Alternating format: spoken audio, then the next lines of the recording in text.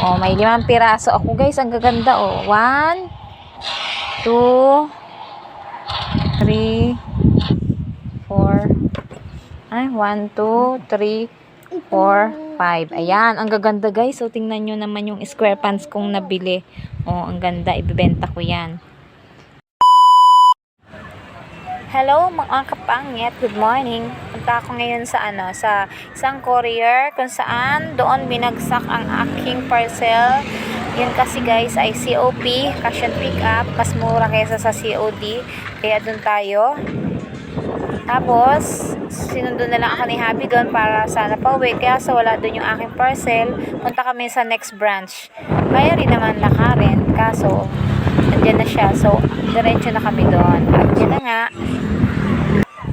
Oh, ayan na yung asawa kong bida-bida. Mas excited pa yan sa akin magbukas. Kanina pa yan atat. Diyos ko. Magdating naman sa mga bagay na ganyan. Nagsasarang ko na. Ayan, bilisan mo. At yung oras ko ay limitado. Ano bang laman yan? Ayan.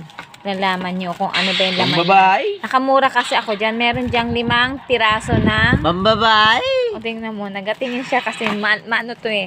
May t-shirt dyan, 5 piraso. Alam nyo guys kung magkano ko lang nakuha. Ayan. Galing pa to ng Rizal. Ayan. Ayan. Ito talaga, ibibenta ko to guys. Ayan o, tingnan nyo. Tapos yun naman, ay bakit may pagka masyadong colorful. O, pambata. May pambata effect.